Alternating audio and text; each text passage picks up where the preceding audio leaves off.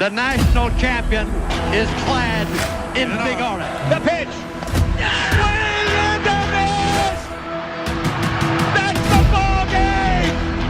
The national champion is clad in big orange. At Summit and Destiny have met 7 times before. Tonight is number 8. Tennessee Volunteers have wrapped up an SEC outright regular season title. Connect with the SEC runs through Rocky Top. Tennessee wins the SEC regular season crown for the 2nd consecutive season. the 1-0. In the air, right center field. Rock's on the move. Rock get there. Tennessee walks it off. Simple step. Deep three. Come on now. And don't connect. Probably trying this time. Indeed. New hand jam. Down the middle. Got it. On the fly. It's high and again. And he's going to take it. Touchdown, Tennessee. Hey, how much fun is this? Man, Rocky Top. This is college football and it's absolute bad. Yes, sir. Welcome into another show of the Vol Fanatics Show. I tell you what, man, it is exciting. It is madness. It's March. We got a lot to talk about, man, between baseball, between softball, good and bad, sometimes great, especially when we're going to be talking about softball. But and then we got to preview. We got to preview the big dance. And man, I'm so excited to do that. I am Skylar, my co-host Michael. How are we doing? Man, we're doing fantastic tonight, getting to talk a little bit of ball, talk about some men's basketball. Unfortunately, finished the regular season on a bit of a sour note, but we're about to enter SEC tournament time, get to talk about some baseball and softball, right. Talk a little bit women's basketball. So, I mean, we just get to talk ball, man. That's fantastic. So, no, man. What a how you time. doing, man? No, I'm doing great. What a time to talk ball, as here in the next week, we will actually have every single sport active doing something. We'll have spring practice starting up for football. Obviously, we got the tournaments going on in basketball, and then the spring sports are in full swing. So what a time to be alive. There is absolutely no rest for the wicked. We got everything going on and a lot of coverage to talk about. So, Michael, with that being said, I would like to let the folks know who are, again, new presenting sponsor for the show, and that is P&L Business Services. We know firsthand that getting your monthly reporting, invoicing, bill pay, taxes, and other essential business services right is critical. That's why at P&L Business Services, we go beyond bookkeeping by providing you with everything you need in your back office so you can have your time back and the peace of mind to do what you love most, which is building your business. Behind every successful business is a great bookkeeper. Guys, again, if this is something you feel like you need, if you know you want to go into business but you're afraid of the paperwork, look no further than just going on to pnlbusinessservices.com and allow the fine folks out of Oak Ridge, Tennessee to take care of your paperwork. No, we appreciate them so much. They've been here since day one. And when the opening came available for our presenting sponsor, they didn't hesitate. And so we appreciate them so much, not only for that, but then their true belief in us and what we do here on this channel. So thank you so much to those folks. Michael, rundown. What are we doing? Yes, sir. Tonight's rundown, we're going to talk a little bit about Tennessee men's basketball first. Talk about the way that they ended the season, and then the SEC tournament that starts tomorrow, at least for some teams. Tennessee plays starting on Thursday. We're going to talk briefly about Tennessee women's basketball as well, and how their season kind of ended as far as the SEC tournament goes. Still waiting to see where they're going to go in the March Madness bracket. I do have a feeling they will make it, but we'll talk a little bit about that as well. Oh, they're going to make it. We're going to talk about Tennessee baseball and softball and kind of how their series went this past weekend. Softball was exciting. And then to finish it off tonight, we're going to talk about Tennessee football, kind of recap how their season went this year and how we kind of predicted them to go. So let's get right into all this. This is going to be a loaded show tonight, and I'll give you our segment one sponsor, which is Optimal Asbestos Services. Optimal Asbestos Services offers detailed asbestos inspections and air quality assessments. Whether you're looking to secure your home or workplace, you can trust Optimal Asbestos Services to deliver thorough and reliable solutions. Contact Jeff Mull at 865-223-3297 for your consultation today, or go on the web at optimalasbestosservices.com. So, Skylar, Tennessee men's basketball. Ended the season a little bit on a sour note as far as the game went to Vanderbilt. Losing that one, I believe it was 86-82, if I'm not mistaken. What were your thoughts on that game? I hate to sound like a Debbie Downer, but that was probably the most expected outcome of the entire year. I don't know why I had that. Just it's hard to beat a team twice, obviously, but I felt like we played extremely well in Nashville earlier in the year, and I felt like we would have to do that again. Even in Knoxville, I felt like we were going to have to play a really good game. And with Nate Ament banged up, Okpara, I believe, was a little banged up. But overall, I mean, you'd have had to have played your best game to really put away the Commodores. And unfortunately, I mean, we just didn't. I mean, Jacoby Gillespie was a little cold and didn't shoot the ball too well. And, I don't know. It was just, it was a tough game. Like, I mean, it's not like a sense of give up or anything. It's just a tough matchup, and the boys, like I said, they didn't play a great game, and that's why you had the result that you have. And Vanderbilt got it done, and they secured that 4th seed in the SEC tournament, which is so clutch, especially the way they ended the year. But no, it's tough, expected. I am okay with losing at the end of the year. I know that sounds dumb, but I like in my mind, I had this mindset of it's really hard to go on a winning streak in basketball. So I love starting postseason with a loss, which is 0 win streak, which is kind of weird. But I mean, I totally get what you're saying. Yeah, I mean, it's just hard to win 7-8 games in a row, which is what you would basically have to do to go win it all. And I feel like it's a lot easier to win 5 in a row than it is. I don't know. It's just my mind's weird. I understand it may be backwards, but I like to get punched in the gut right before the tournament. And that way they, the expectations reset a little bit, and you understand that you got work to do. Yeah. I mean, I totally get what you're saying there. My thoughts on this game, I'm just going to come right out and say it. Tennessee got absolutely thumped, and it wasn't even close from the very beginning. I mean, the score looks close, but Vanderbilt outplayed, out-physicaled, outdid Tennessee on every single turn in this ball game. I mean, when you look at the overall numbers on the split box here, it looks like Tennessee kept it in the game pretty well. I mean, still out rebounded Vanderbilt 40-31, and that's thanks to 18-7 on the offensive glass. But you know how many second chance points Tennessee had in this game? 9. I was going to say 10, so there we go.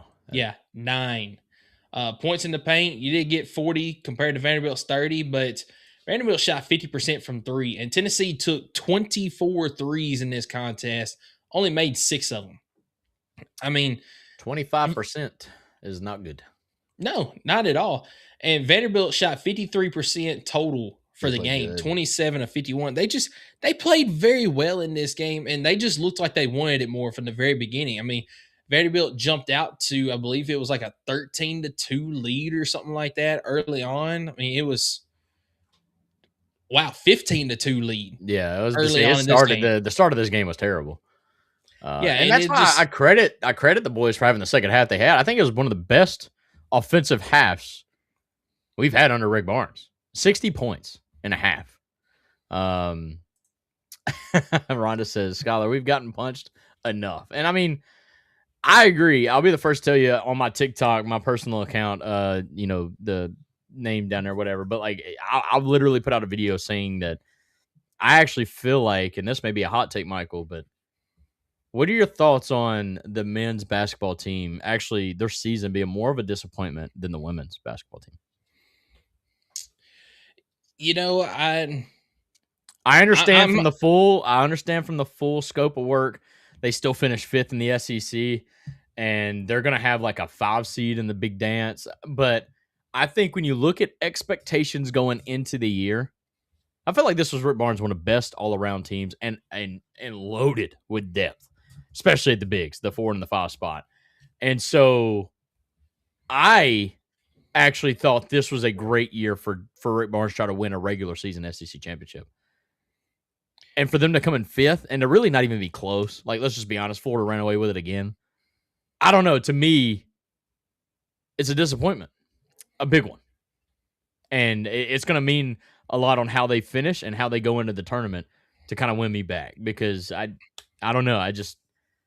Obviously, the way we started playing earlier in the year was not really flashy. But, I mean, the people you brought in, the hype around Nate Ament, like it all looked like it was coming together right around the middle of the season. And then you couldn't beat Kentucky either game. And then you couldn't sweep a team either. So, like, that was frustrating. The three common opponents you faced, you went 2-4 against them. And I don't know. It's tough. That's the way I look at it, though. I'm actually going to disagree. That's fine. I knew you would. It's a hot take. I didn't expect you to.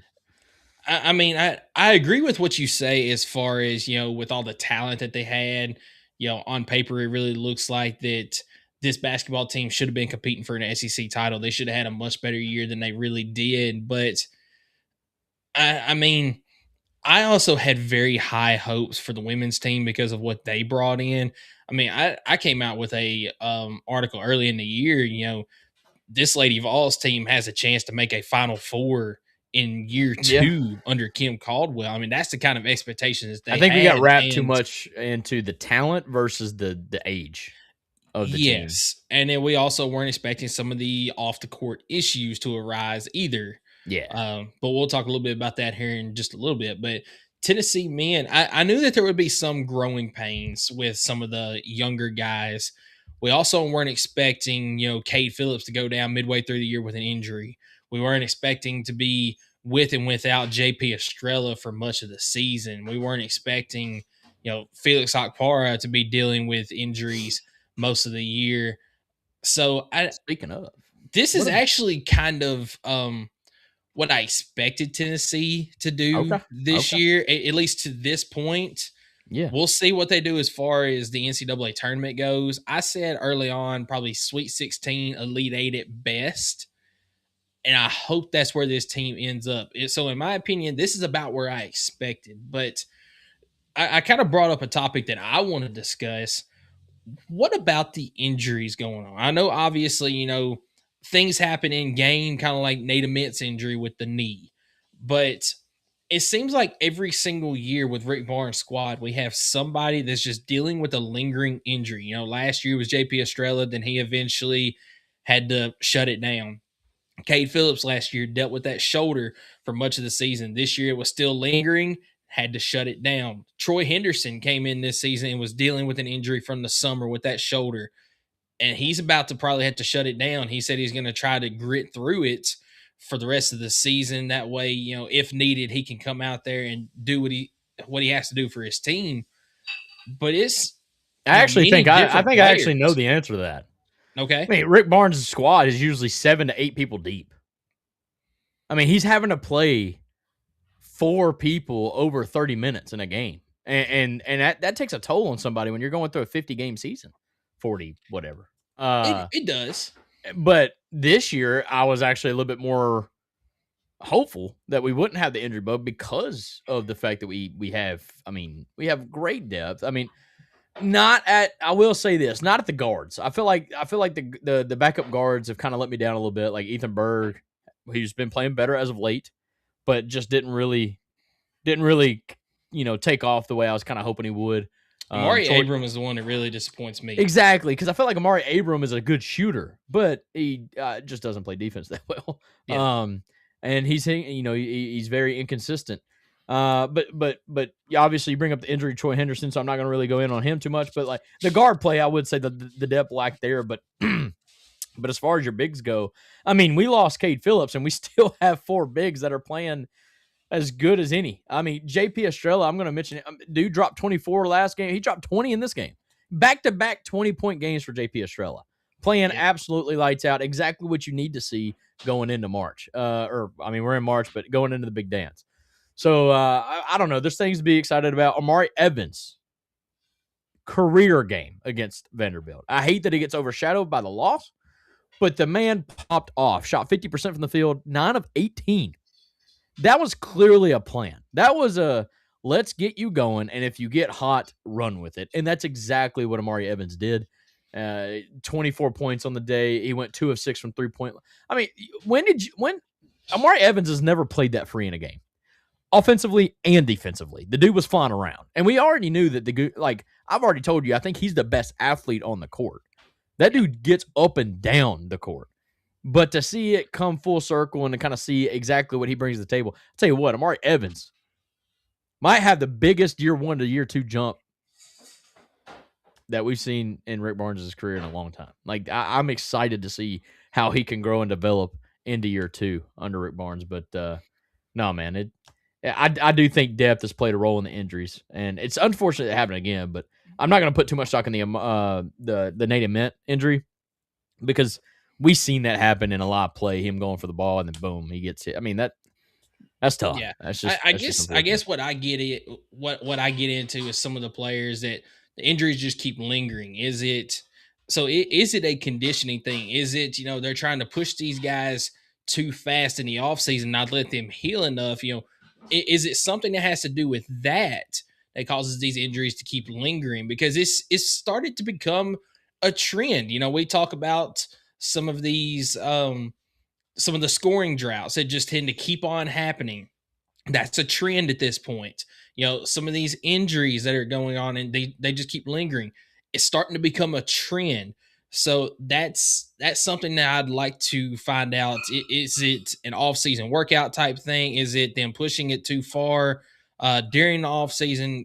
What's kind of leading to some of these lingering injuries so that maybe we can solve that in the coming years? You know what I mean? Because obviously, with it being a 40, 45, 50 game schedule, you're going to have guys get fatigued, especially when, as you mentioned, they're playing 30 plus minutes in a game.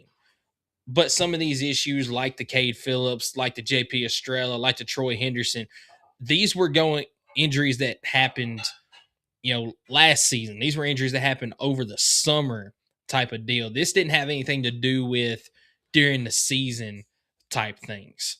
So that's kind of what I want to figure out. I wonder if it has anything to do with Rick Barnes's intensity of practice. Obviously Tennessee's known to be one of the most physical basketball teams in the country, and I wonder if that just stems from practice. I mean, I seen a clip today from Paige Dower, reporter, very great one at that covers the Vols. But she showed a clip today of, it looked like Jalen Carey freaking took out JP Estrella in practice, and I'm like, that's not what we need to be doing right before tournaments. So what are we doing? But it just shows the intensity of practice. Just, I think, going all out the old school Rick Barnes way, I think may have something to do with that. I don't know. We need the football strength coach for basketball. Funny you say that. I do believe that he is the strength coach for most sports. Is he not? Is the strength? It would just be for football. No, you're right. They do have their individual strength and conditioning coaches. Yes. I don't disagree with that. I love what I was hearing from him, by the way, this week when they asked him several questions. But no, not to pivot. I think you're right. That maybe they don't. I think a lot of it stems from the fact that they don't want to necessarily go straight to surgery. I think some of these injuries probably require surgery, and they want to give the athlete a chance to play or a chance to work through it or whatever without necessarily going to surgery and having to shut a player down for a year and a half. Nobody wants to be shut down like that. So, I wonder if that has there's so many variables that could go into a decision like that going into the year. I don't know. Like, that's tough, but it is a reoccurring theme. Yeah. And it does seem to bite us a lot more than it doesn't. So, Seven-Toed Skeet in the building says, can't stay, but just wanted to say hi. And, I've got to drop the Mizzou standing on business. He's going to get you one of these days trying to spell that out. But, yeah, I'm not going to. But, Missouri did beat us. Appreciate you coming that in. hurt. That hurt big time. Yeah, very much so. So kind of shifting gears a little bit now. Let's talk a little bit about the SEC tournament that starts, like I said, tomorrow. For a lot of teams. You know who's got to play on Wednesday? Is it a team that You we're know this one. rivals with that You know this kind one. of Don't they're overthink above it. us? Don't- Is it's their it primary Kentucky? sport. It's Kentucky. You know this. Yeah. The team that says wait till basketball season and then they get ninth in the SEC. You know what? You know what the craziest thing about that is? They beat us twice and still came in ninth in the SEC. Well, but this is the first time in their school's history that they've had to play on Wednesday of the SEC tournament. They've had to play in the first round. That's tough. Hate to see it. Not really. That's hilarious. But no, let's talk about it, man. Yeah, I'm gonna pull up the bracket offline. here. We are live. Well, We are here definitely we go. live. No, I'm joking. I actually bet on Kentucky. They better not let me down. All right. You figured out how to zoom in. I love that. Yeah, I had to save it. So here's the here's the top half of the bracket here, so that we can see it better. So we got number 16. Not a LSU. bad draw, by the way. It's not For at Tennessee. all. Number 16 LSU will be facing against number 9 Kentucky. That should be look, and this is why I said I bet on Kentucky. Kentucky probably wins by 10 plus points against LSU. I hate to give them credit, Probably. but LSU is just not a good team. And the way Kentucky played Florida was very tough. I mean, I gotta tip my cap to them. But like the reason why I mentioned bet on the show, which I definitely don't recommend unless you're very responsible and it's just for fun. But Kentucky only opened at like a 6.5 point favorite over LSU, and I was like, buddy, that's almost taking Take money. it.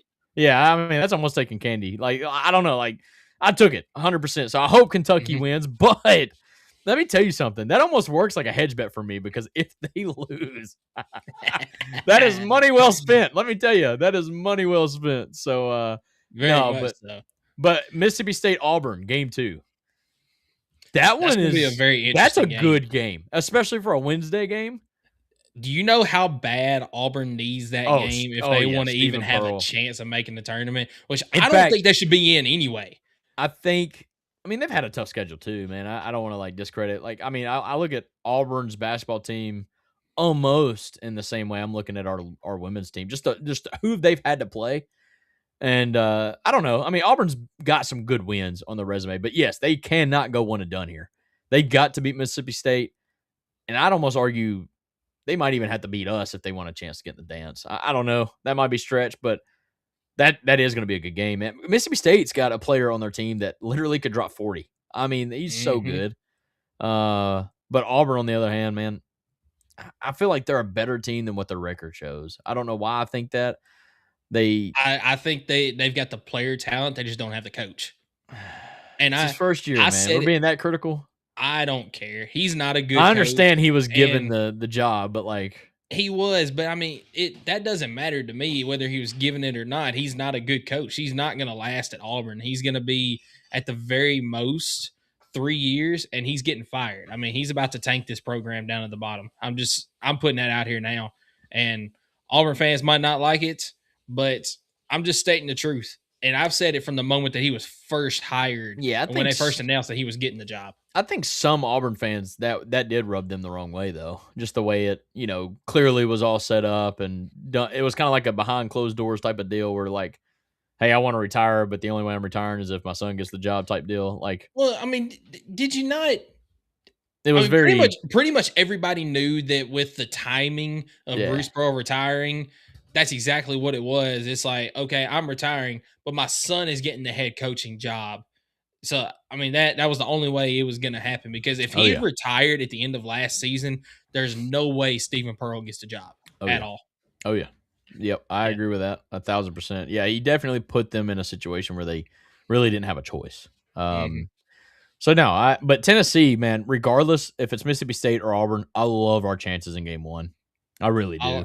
I like the matchup. I do like the Mississippi State matchup a little bit better than I do the Auburn one, because I feel like Auburn does have a few more weapons, but I do like the matchup regardless for Tennessee, whoever wins that game. I'm stick to regardless because I'm still going to act as if Nate Amint's not 100%, and I think our bigs can really control the game against either one of these teams.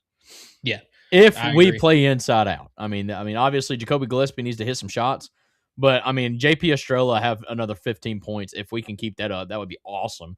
Dwayne Brown chip in 7 or 8. Felix Akpara, get him some, 12 to 13 points with the.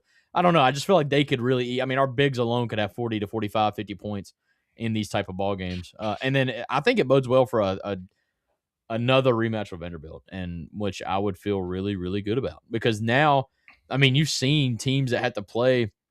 I feel like the double bye hurts teams that are not. At times it does, yes. Yeah, I mean, unless you're Florida where you're just going to mop the floor with whoever. I mean, I get that. But, like, sometimes, especially for the 4, the 3, even the 2 seed in a tournament, the double bye can really, really hurt.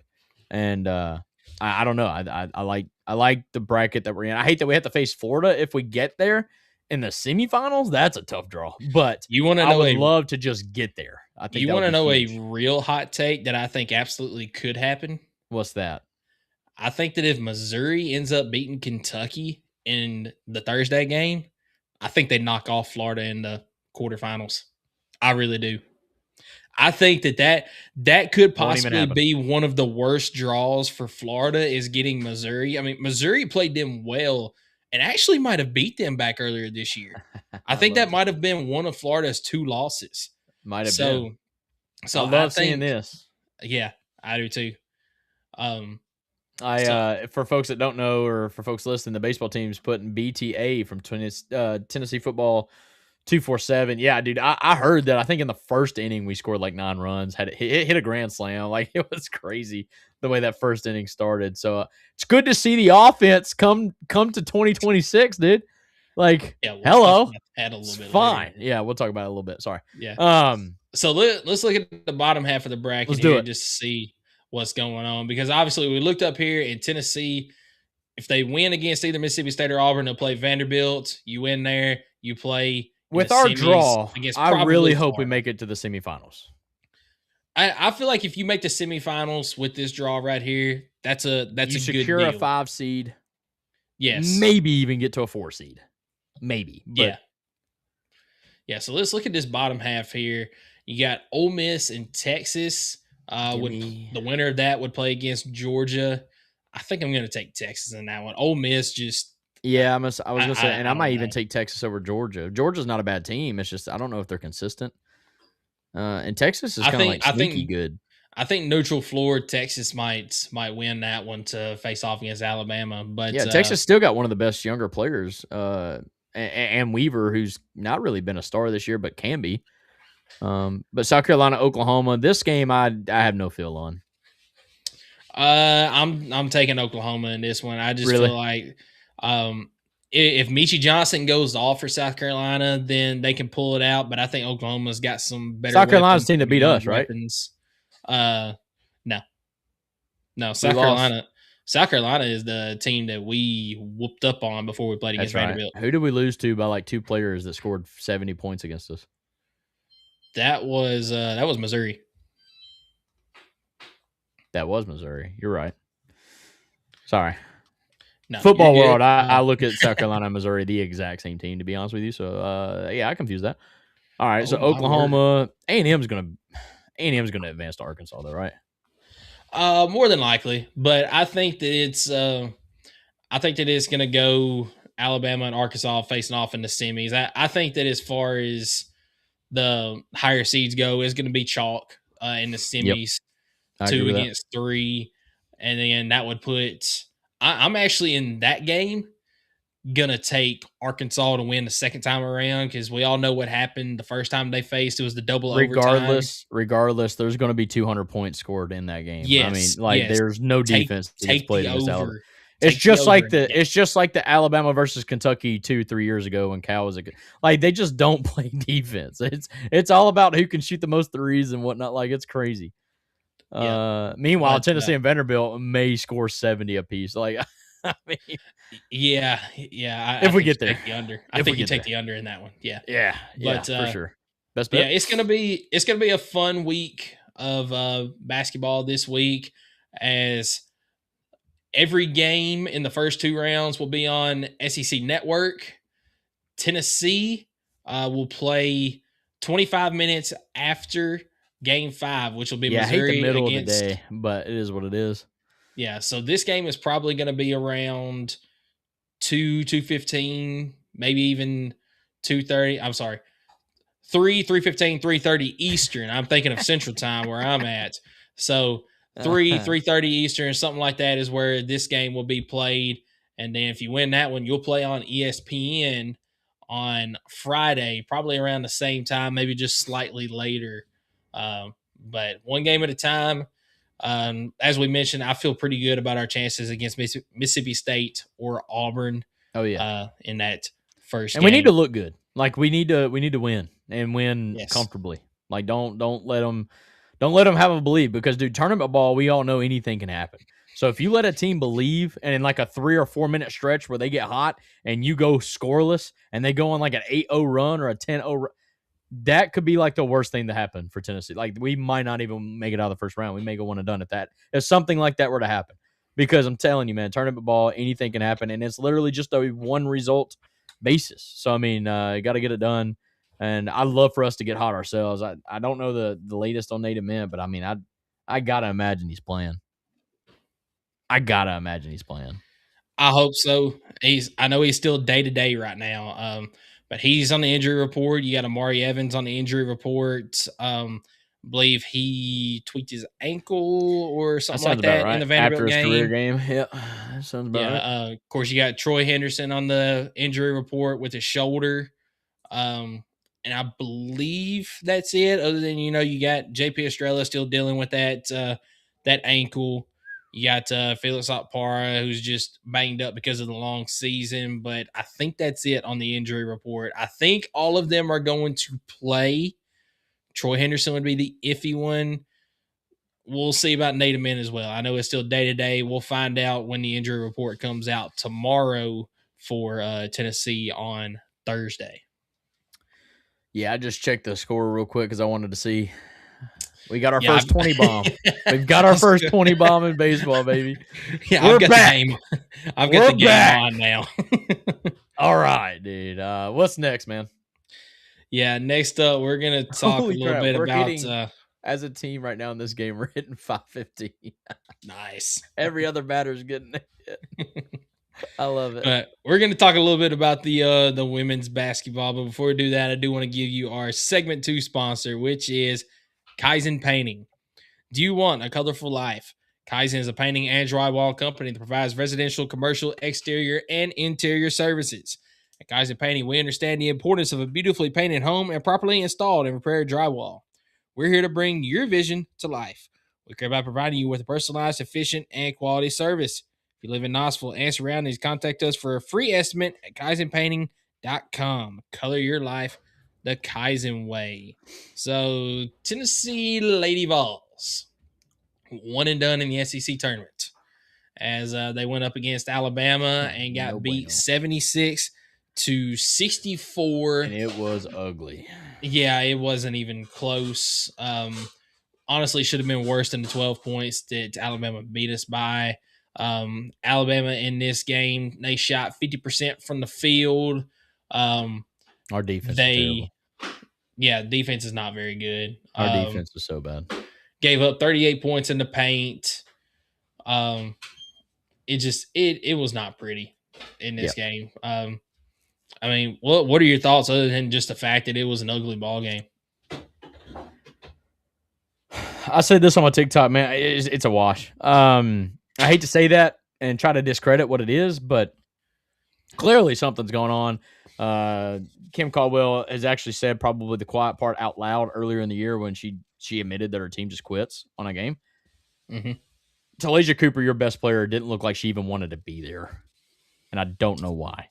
Yeah, and I was going to get your thoughts on that. She had 4 points and a half when she was actually in the game, okay? Yeah. That is so unlike her. What are your thoughts on Kim Caldwell benching Talaysia Cooper in a game like this? I love it. That's exactly what you need to see from that shows that she still has the power and she will still discipline her team and I think it's a little too late, honestly, for this year at least. But I think I'd be more concerned if her players are walking all over her and then she's still allowing them to go out there and play. That's a problem. That can't happen. And she 100%. understands with her freshman class coming in, who's literally half her team is her freshman class, and she's got another highly talented recruiting class in the chamber that's about to be coming in, right?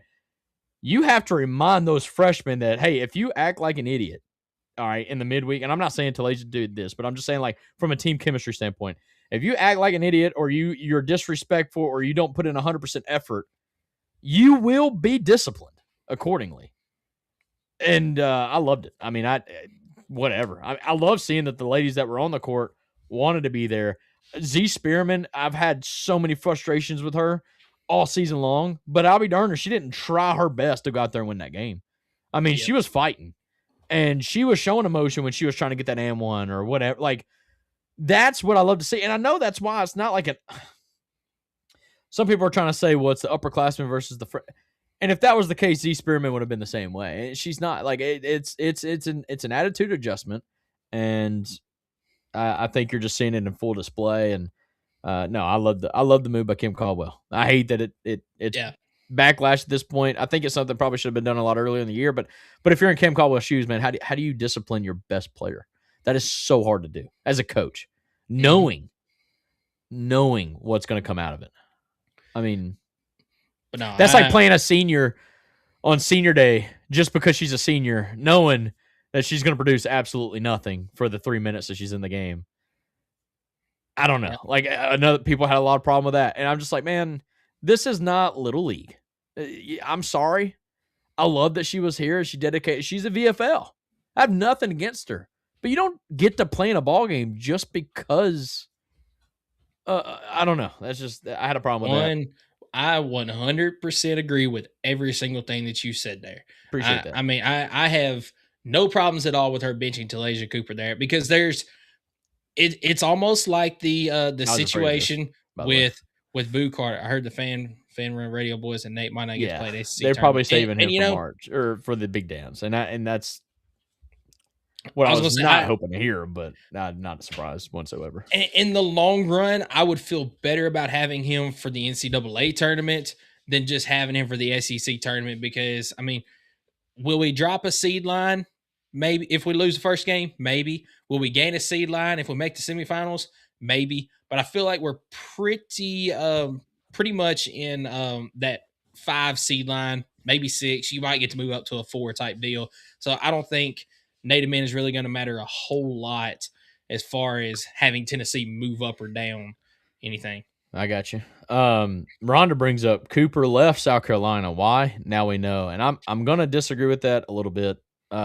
She left South Carolina because of she got done dirty at South Carolina. She did. No, she got done dirty at South Carolina. So for people that don't know, Cooper was in line to be like the next starter. That was their gal. I believe the coaching staff of South Carolina said, "Hey, you are our leader. We're not gonna go and recruit anybody in your position because we know you're gonna fill that spot." And then apparently, like the day after the portal closed, they recruited a lady that was playing her position, Mm-hmm. and so it was like a big disrespect move. And so Cooper actually took the year off and transferred. That's what. So like she was done dirty. I'll give her that.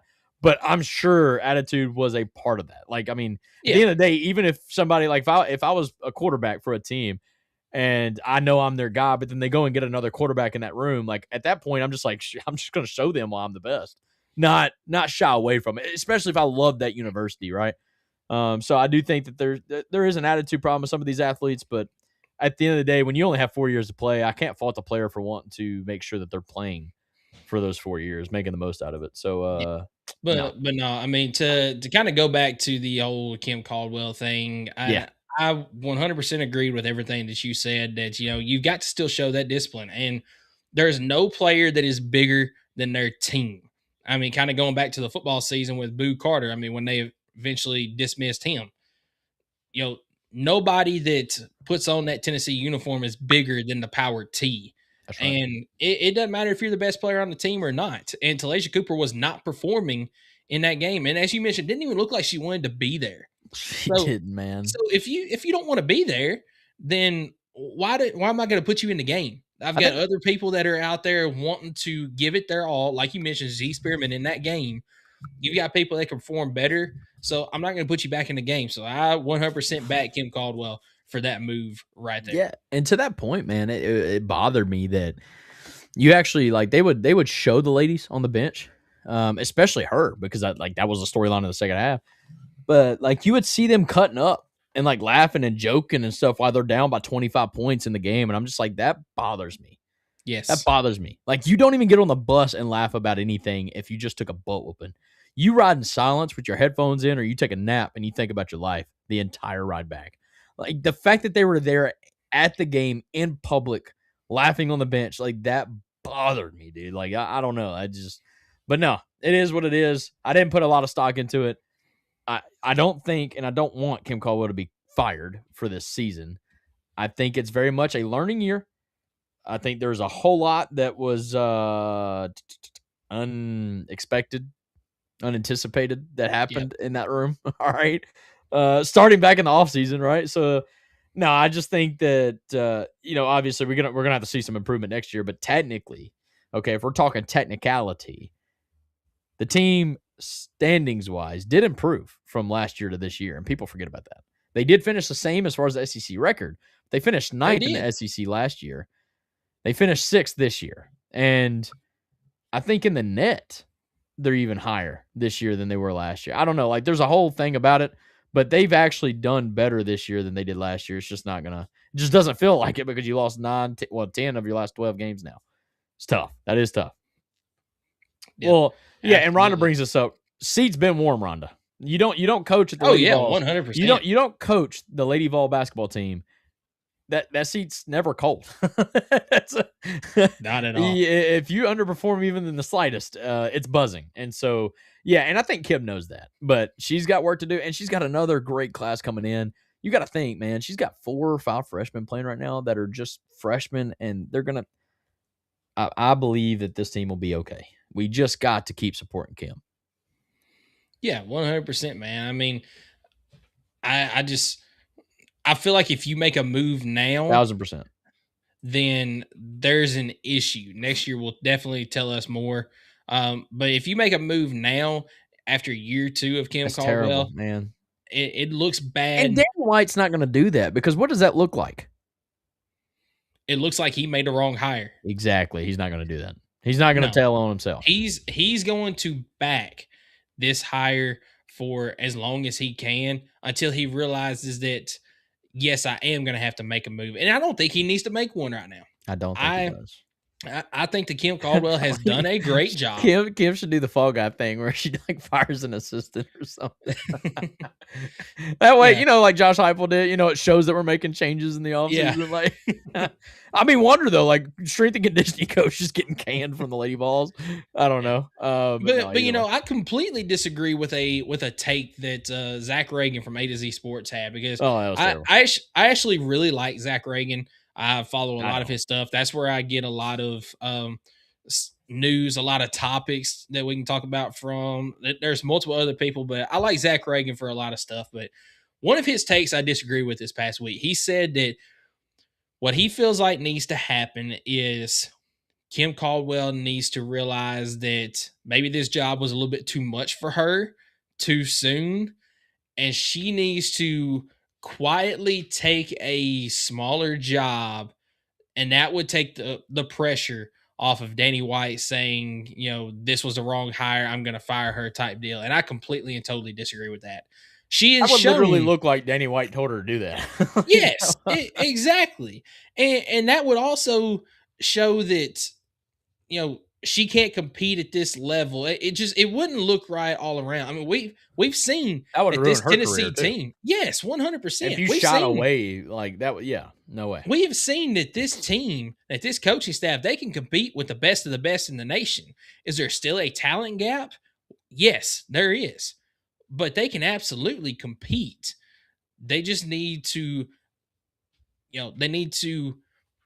work a little bit more as far as the continuity of the team. They need to get a little bit more experience. There's several different things that they need to do to be able to get to that level, but they've shown that they're right there. They're getting close, even if it looks like they took a step back this year. So I completely disagree with the take on that one. I agree. Anything else before we move forward? Lady Vols selection show ain't until Sunday, so we really don't have a ton on like where they're seated at in the tournament or anything. But they're going to be in the tournament. They're not. Where do you kind of think they're going to fall? I think they're going to be an 8 seed. I'm thinking that as well. I think they're going to be an 8 seed. It's going to be tough because you're the 8-9, and then you got to play the number 1 in the round of 32. So I mean, in my opinion, I don't think it's going to be a fun March for them. But with the way that this season is gone, just win your first round game, make the round of 32, and at least look competitive in that game. If you can do that, I will say this. I think of all the ones, Tennessee would be one of the worst draws that you could have in the game. Like, no, I also agree. I do think they would win, but I also think that they know that Tennessee still has the talent to get hot, and so that would be a tough game. As long as we come out to now, obviously, if we lay an egg like we have been, it's not gonna matter. But anything can happen in March, so I'm gonna ride with them. Yep. It is what March it is. is March. For all the people that are like, I'll turn it off. Who even wants to watch them play? Well, Tennessee fans wants to watch them play. Okay, so if you don't want to, then that shows me where you are as a Tennessee fan, as not a Tennessee fan. So I mean, no, it doesn't matter, man. I remembered when all these programs that we're supporting and talking about right now are literally bottom of the barrel SEC teams, and like I still watch them every week. Mm-hmm. Was I excited to watch them? Probably not, but by God, that's all I wanted to watch. So I mean, it is what it is, and I am intrigued. Maybe we get lucky because of the region, like right. You listen to the EA show, and they're talking about how regionality could like somehow manipulate what seed a team gets based on where they need to go. Like, because obviously you want to stay closer, so you don't have to get a plane or something. So I wonder if Tennessee sneaks in as a 7 seed somewhere, like in Charlotte or something. Like, I don't know. They just don't. That way they could take a bus and not have to fly all the way out to LA or something. No, I mean, I don't know. Yeah, I'm willing to see how that works out. That would definitely be nice. But now let's move ahead to, we did almost beat the SEC champions.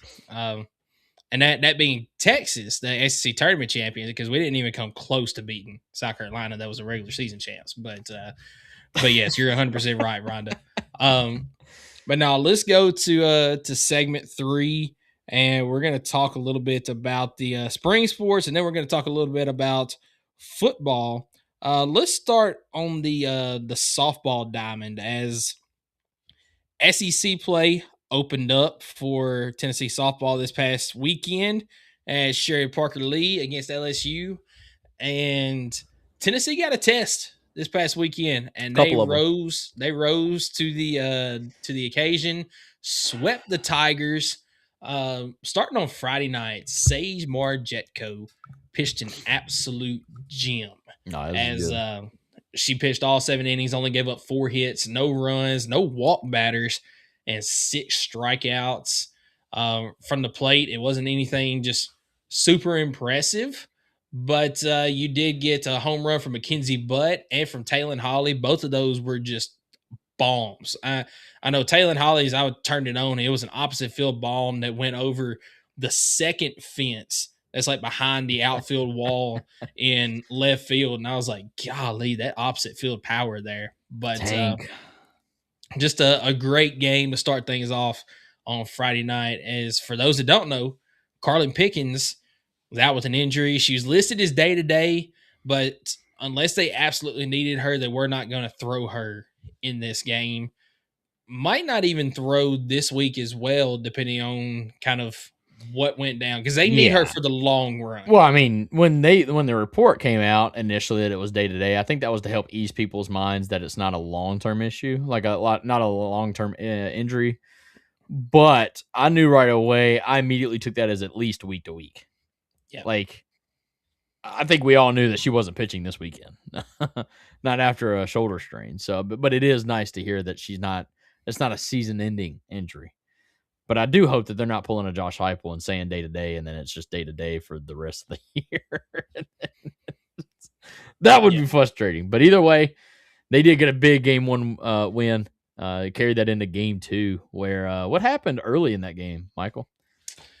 For the first time all year, by the way, a team, I think, scores more than 2 runs against the Lady Vols. Yeah, and Aaron Newer struggled a little bit early on, as just couldn't find it. starting off, ended up having a homer hit off of her. I believe that was actually the first run that she has given up all season long. In that one right there. So she struggled a little bit, but then it didn't take long after LSU went up 4-0 in that first inning that the Lady Vols stormed back. They scored 1 in the bottom of the second and then put up 6 in the bottom of the third inning en route to scoring 11 runs. It's like playing with in that game. Yeah. What a blessing it is to give up a lead like that early in the game, though, to where you can mount a comeback like that. They literally, that's the first time really all year they've been punched in the mouth. And that's how you respond. Mm-hmm. That tells me more about this team than any of the other 22, 23 wins they've had all year. Yeah. But you know, a shout out to Erin Newer as well, because she pitched that entire first inning, eventually got out of the inning. They bring in Maddie Rutan in the second, who was dealing for the first couple of innings she was in. I mean, gave up a 0 spot in the second, in the third, and in the fourth innings. Then the fifth inning, she gave up 2 runs. They go back to Erin Newer at that point. They did that a couple times this year, or that weekend. And Erin Newer shut it down from there. So the fact that she could struggle as bad as she did in the first inning, and then come back and look like the pitcher that we've seen all season long, that's another testament to this team right here, that they can just shake off some of the struggles from early in the game, and then come back and look like that never even happened. And for folks that don't know, that is a big rule difference between baseball and softball. I mean, baseball, if you start a pitcher, like they can't, I'm pretty sure, right? Correct me if I'm wrong, but they can't come back into the game and pitch. Yeah, in baseball you can't. In softball you can re-enter once. Yep. Okay. Yeah, and also there's not really a pitching limit in softball. Correct. Baseball, typically when a pitcher gets to 100, it's like, okay, we need to shut this guy down. Maybe they finish the inning at 106 or whatever they got to do to get out of that. But usually around 100 to 110 pitches is absolute. You don't exceed that. Softball, I mean, that chick for LSU threw like 150 pitches against us. It was insane. And did she not pitch all 3 games, I think? I want to say she at least pitched in all 3 games. I think that's right. Which is absurd. I mean, she pitched great, but like, that was crazy. But no, I mean, from the plate in this game though, Gabby Leach, 2 home runs. The Leach sisters, Gabby, Alana hit one, and Alana, they went back to back, dude. That was awesome. Mm-hmm. So cool to see. Yeah, and then Taylor Holly hit another one in this game, making it 2 for the weekend as well. And that leads us into the Sunday game where, once again, Lady Vols faced. I gotta be honest. Drama. I thought we were cooked in this one. I did for a little bit. When we gave up the 4th spot again, I was like, "Yeah, we ain't coming back from this one." I turned the game on right after that 4-run third inning that LSU had. But then Ella Dodge. Yeah. Well, it started off. It started off with Mackenzie Butt, I believe. Mackenzie Butt crushed it with a 3-run bomb. I think it was 4-3 at that point. And then a little bit later in the game, Ella Dodge goes solo to tie the game. Yep. And then storybook ending. You're tied at 5 going into the bottom of the 7th. You have 2 on, 2 out. And Gabby Leach. Tell me who. Yep. Gabby Leach. Dude, what's funny is like, it almost looked like she shortened her swing, but it was one of those, like, even on TV, when that ball made contact with the bat, you knew it was at least going to the fence, dude, if not over. I knew it was gone. Like, I mean, it just, when that ball, I mean, you just know, like, the sound is different. Even in baseball, the sound is just different when you know that ball is crushed. Mm-hmm. And even with her, like, 3/4 swing of her almost, like, lunging, she poked the crap out of that thing, dude. They showed the video, and, like, she cleared the fence by, like, 30 feet. I mean, just crushed it. 3-run bomb, bottom of the 7th, 2 outs. I mean, just, it was beautiful. We won 8-5 in game 3. And at that point, dude, I'm like, this team is actually legit. Special. They're actually legit. Like, to go down 4-0 twice in the same weekend and to still come out with the win. Yeah, they said watch this for sure, because I thought the Sunday game, when they did the exact same thing as Saturday, I mean, come on. I'm a realist. Like, I didn't think we were coming back from that. But man, the offense is crazy. I think that's the biggest takeaway I've got is on a weekend when you've lost your number one pitcher. You've seen the most explosive offense you've seen in this softball team in like 3 years. Mm-hmm. To score, what did we score in game one? We didn't score a ton in game one. 5? I scored 5 in game one. You scored 11 in game 2. 8. Yeah. That is probably the most runs in a 3-game span, especially in SEC series. Dude, this team would go an SEC series of scoring like 5 runs total. Yep. And somehow still sweep, okay? But that's thanks to Carlin Pickens and that defense. But like to score that many runs in a weekend when you needed it, that was awesome. That was cool. Yeah, absolutely. And this was a game where you used multiple pitchers. Aaron Newer pitched in the first, and she struggled a little bit finding the control, but she still didn't give up a run. Then went to Hardenberg in the second. Then she came back out in the third, gave up a home run and a double. Then Marjetko came into the game and also gave up a home run, gave up another run later, but then she settled down and went all the way to the 6th inning. And about this time is when it started to rain. And Tennessee at this point was up. Walks. Yeah, Tennessee at this point was up 5-4 and walked the bases loaded. This was tough. Then Aaron Newer came in and walked the batter. next one, which scored a run, and then finally got out on a ground out. Was a got great the runner pitch. out at I mean, second. yeah. It was great pitch.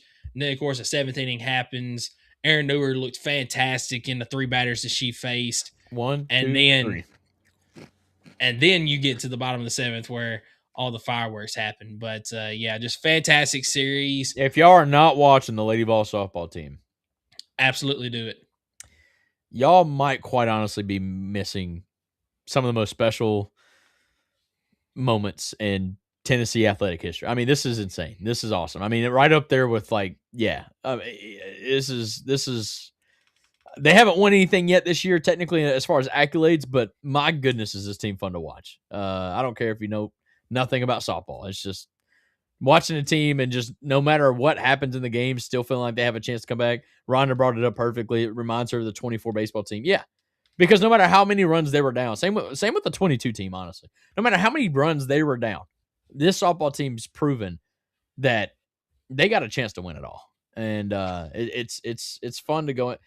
Right now, I gotta be honest with you. The baseball team right now, I'm like, we get down by a run or two, and I'm like, yep, it's gonna be a hard one. Yeah. But this softball team, I'm like, oh, we're a hit away. Like, let's get somebody on base and then smack. You know, it almost feels like things have flipped a little bit because how many times in the last couple of years have we said, you know, baseball gets down by a couple of runs, and at any point I feel like, okay, they could come back. And that's how I feel about the softball team this year. As going to tonight's game, they pick up a victory against in-state opponent Austin Peay in Columbia. This was the Mid-State Classic. 9-1 is the final score. As with that confirmation, they are a game away. Wish they have another midweek game tomorrow. They are a game away from having the best start in program history. I've got a feeling they're going to hit it. I don't want to count the tickets for the X-Hatch, but I think that they will. Who's our next SEC opponent? I want to talk about that for a second. Who we got this weekend?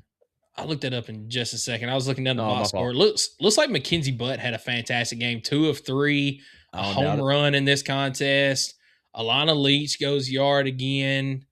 Look at the pitchers. Looks like Maddie Rutan, I believe, got the start, and Aaron Newer ended up coming in, actually got the win. Sophia Knight going 3 for 4. I'm telling you, man, this is a solid game. I'm looking at the lineup right here. Sophia Knight's insane. Her batting average on the year is a 549. And when I say on the year, I mean, dude, we played 26 games. We played 26 games, and she's batting 550. Ella Dodge 380, Gabby Leach 412, Mackenzie Butt 404. This team is raking, dude. Like, come on. Yeah, I'll take it back. It looks like Aaron Newer actually got the start and Maddie Rutan got the finish, but either way, there's only 4 it looks like Tennessee actually hit another walk off as Mackenzie Butt hit the 2-run walk off 7 after 4 for the run rule. So it's the way softball works, it's 15 after 4, 10 after 5, and 8 after 6. I'm pretty sure. Only 4 innings pitched for both pitching staffs. Aaron Newer pitched 4 They clearly innings. played 6 innings, and I'm so confused on why. Aaron Newer pitched 4 innings, and Rutan pitched 2. Oh, because it's showing the stats for the winning pitcher. Okay, got you. Okay, yeah, I was about to say, they clearly played. I see the 6 innings, so no, right on. Yeah, they finished hot. They scored 4 in the 4th, 2 in the 5th, 2 in the 6th in the game. Nah, and pretty clean game for both teams. No errors, either team. But no, man, taking care of business. That's what we need to see. That's awesome. Held them to only 2 hits. That's actually wild. Mm-hmm. So playing Lipscomb tomorrow night. That's going to be at Lipscomb. And then playing in Starkville this weekend against Mississippi State. And I believe Mississippi State is probably on the lower tier of the SEC teams this year. I don't know that for certain. Let me see if I can pull up what Mississippi State has done so far. You want to know who's on the lowest tier of softball this year? Is it Kentucky? No, it's Vanderbilt. Oh, yeah. That's each year, though, isn't it?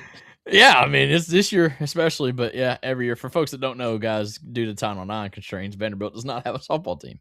So I'm allowed to say that. Yeah.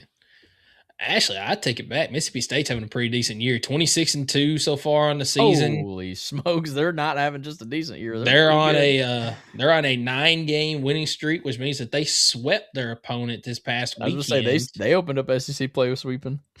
Let's see. One of their losses, they lost 1-0 to Belmont earlier this year. And they lost to Clemson 3-0 in another game. Let's see. They played against... All right, so they actually have not played an SEC opponent yet. So because of Vanderbilt not having a softball team that doesn't have an SEC, yep. It's like a bye week almost. Yeah, so Mississippi State started off their season with a bye, which means they'll have SEC opponents the rest of the season. I feel a little bit better now. Whew.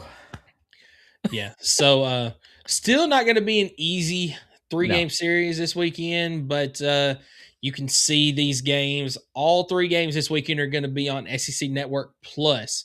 That's what it looks like. Friday night is going to be at 7 o'clock Eastern. Saturday going to be at 3 Eastern, and Sunday going to be at 1 Eastern. Is what it looks like. So make sure you tune into those games. In football season, ESPN Plus really doesn't get a lot of money out of me, or I don't get a little bit of bang in my buck, right? But this time of year, you get to softball and baseball, dude, and sometimes basketball, like it's money's worth this time of year, man. I mean, I'm on ESPN Plus almost every day right now. It's insane. 100%. So let's talk a little bit about the baseball team now. Let's do it. Still got the series win this past weekend against Wright State, but it wasn't the prettiest in the world. But let's start off with Friday night, as I'll steal Mr. Skylar's line here. Death, taxes, and then insert here. And in this case, it is death, taxes, and Tennessee beating Wright State on a walk-off. Hey, that was what about that play that ended up winning it? Yeah, the fake bunt, the slash. I tell you what, as a defense, I hate that move. But man, what a call! I mean, I think it was perfect. It did, because what it did for I'm a baseball guru. You're about to hear me go crazy. When you fake a bunt, what does that do, Michael? It draws in third base and first base, right? Mm-hmm. Depending on how the defense normally does their bunt coverage. Yeah, you have a guy on second base, a base runner on second base. So when you fake your bunt, draws in third and first, and then which also brings your shortstop to cover third, because they're wanting to get that leadoff runner because he's in scoring position. So when you draw your shortstop over to third, and then you pull back the bunt literally immediately, like they didn't have time to react. I mean, the ball was literally being pitched as he draws back, does the fake bunt, and then slashes that ball right up the middle, where there is now no longer a shortstop because the shortstop sprinted to third base. It was a perfect call, but I got to be honest with you, that execution was almost, I mean, that you don't draw it up better than that. That was awesome. So literally a ground roller right at the shortstop gap where he's no longer there because of the fake bunt, and allows just easy score. Now it ended up being kind of close, but it was just the ball was hit kind of hard. But overall, man, just what a perfectly drawn up play. That was beautiful. It was perfection. It was awesome. Yeah, and it was great to see that because they set it up perfectly. They had Manny Marion square around the bunt on the first pitch that he saw to see what the defense was going to do. Yeah. And when they saw They what didn't show the defense was cards gonna too do- soon, right? Like he didn't fake the Correct. bunt that time. Yeah, he actually acted like he was bunting. I agree. Yeah. So Because he took so a it looked- strike, I believe. He did. It was an 0-1 count. Because I was pissed. It was right down the middle. I'm like, why didn't you lay it down? But the whole goal of that was to read the defense, not to actually put the ball in play. Yes. Yeah, and then you can never just guarantee where the ball is going to go either. So the fact that he hit that right where the shortstop was, whenever the shortstop went over to third base to cover, Yep. it just worked to perfection. And to give him more credit, that was not a strike that he swung at. No, not at all. It was high and outside. But And he- it's one of level it's one of swing. those that it was almost. I know it's a different situation, but it was almost kind of like a suicide squeeze type of Yes. situation where when the call is played, yeah. when you call for that fake bunt slash, it's like, okay, I've got to get this ball in place In somehow, some way. I wonder if they did kind of do like a hit and run. I wonder if I would have to rewatch the replay, but I do wonder if the second baseman runner took off on the pitch. I don't remember. I don't recall. he did. But the fact that Manny Marion swung at that pitch makes me think that it was, or maybe he just.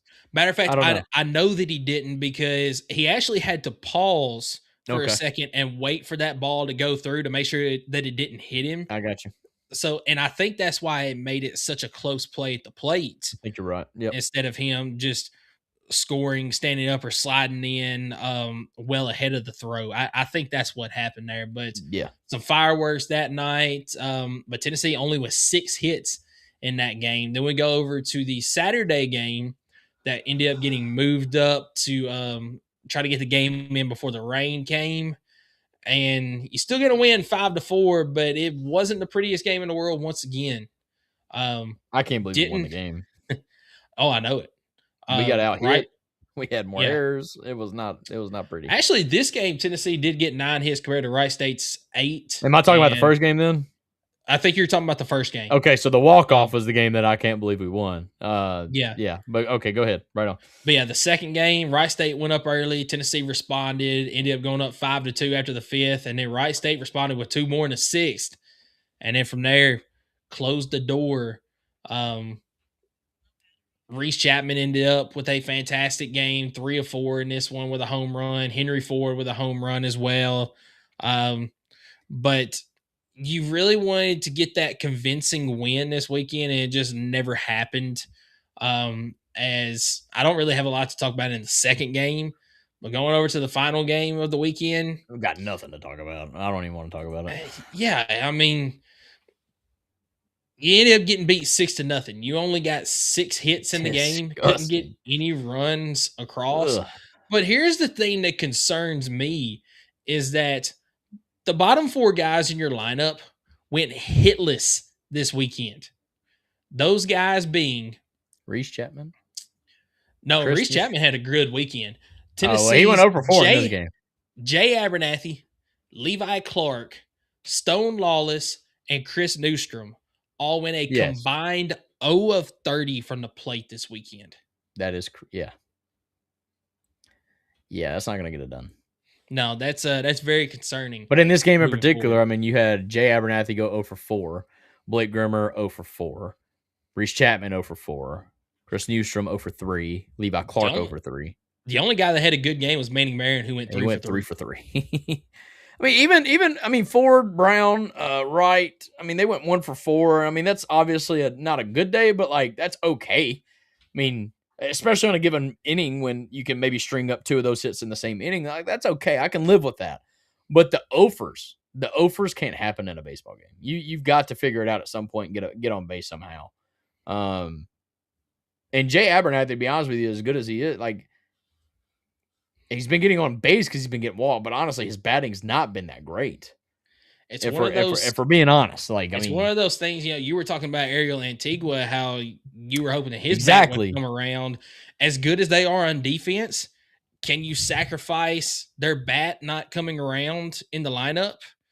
I mean, that's something. And in this league, you can't. can't. And in this league, in my opinion, you can't. I think you would actually take the bad defensive play and have good offense in this league. I think you got to be able to hit the ball. I mean, you got to win. You got to score to win. Period. So yeah, I mean, it's tough because I know old school football way, defense wins championships, but at the end of the day, I mean, we see it in softball last year.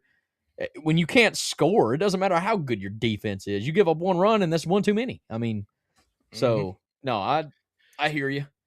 Yeah, I just hope that this win tonight that Tennessee had against Tennessee Tech is something that they can. Hopefully, they can move forward. And it was a great response after getting shut out. I'll tell you that.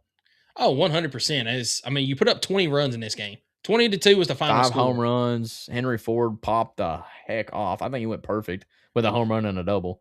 Yep. I don't have the score. I don't have the score sheet in front of me, but I mean, we had 5 home runs, I think, from 5 different players. It was awesome. It was great. Good to see.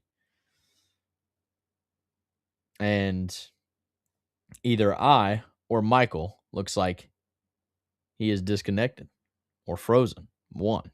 So maybe I do need to pull it up real quick. But either way, Tennessee Tech did actually, Tennessee Tech did score 2 runs. It looks like Michael is back.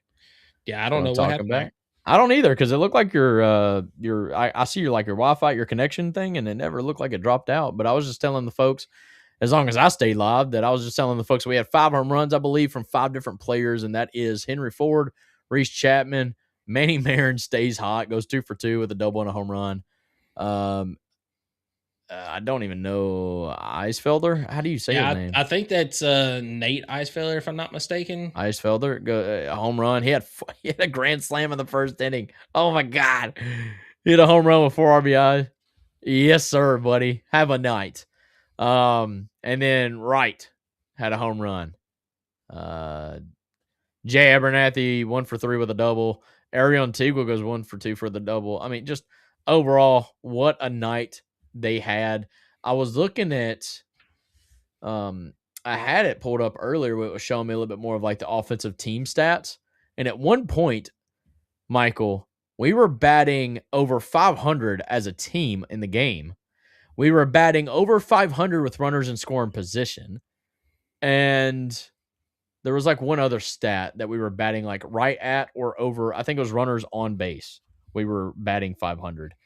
That's what you got to see. And what was crazy, I mean, obviously it's Tennessee Tech, but conversely, Tennessee Tech was 0 for in all of those categories. Yep. Like they were 0 for 6 with runners in scoring position. 0 for 2. I think they ended up 1 for by the end of the game because they got 2 runs. 1 run in the 7th. But yeah, I just hope that this sparks the offense going forward because you're going to need some runs this weekend as you start SEC play this weekend and you're going down to Georgia, who I forget how many runs that they scored this past weekend, but they scored more than any other SEC team did in a 3-game series this past weekend against their opponents. And granted, it was a team kind of like Wright State that Georgia played this past weekend. It wasn't a big opponent, but still, that's a lot of runs that they scored this past weekend. And, Tennessee hasn't been putting up runs until tonight. So hopefully the pitching, the defense can get some things done. Hopefully the bats stay hot like they were tonight as I'm pulling up the schedule real quick. So they played Queens last weekend. They put up 13 runs, 11 runs, and 14 runs in their 3 games. So Tennessee going to have to try to silence the bats a little bit. That's right. As it does look like, so Friday night's game going to be at 7 o'clock Eastern on SEC Plus. Saturday at 6 Eastern, that game will be on SEC Network. So that will be on TV. And then Sunday at 2 o'clock Eastern, that'll be back on SEC Plus. So big weekend coming this weekend for SEC baseball, especially for Tennessee. So yes, sir. Let's finish it off talking a little bit about football as The last team we need to look at for the regular season, it is Tennessee. No, I don't want to talk about it. I don't really want to either. But Tennessee this year, I had them going 10-2. I was very optimistic. I was actually overly optimistic about what I thought this team could do. Better than mine. Yep. I believe you had them at 9-3, didn't you? I sure did. I had them losing to Florida, Alabama, and Oklahoma, I believe. I did have us beating Georgia. I had us losing to Georgia and losing to Florida this year. I expected Florida to be really good this year. And it's in the swamp. We haven't won in the swamp in how long? Like, which is crazy. I had us losing to Oklahoma and Alabama. Like, I called those, I guess, technically, if I want to pat myself on the back. I hate that we lost to Oklahoma. We shouldn't have lost to Oklahoma. That was very frustrating.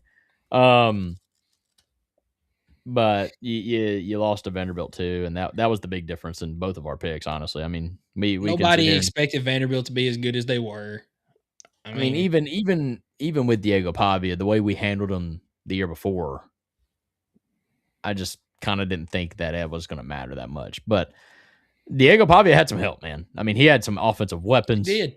And that's something that he didn't have in the 2024 season. So that was the difference. Yep. So, well, I mean, they just weren't as experienced, and they gained with the experience came a lot of confidence and a lot of wins that kind of helped that momentum for them. And I mean, that was tough. That was a tough one to swallow. A terrible way to end the season, and I think that's what ultimately led to us losing the bowl games, just to the way you ended the year with. I don't know. That was tough. But, I mean, I had them going 9-3. They went 8-4 overall. I do love, a positive is we did get a big win, and a big win at that in the swamp. That was awesome. Yeah.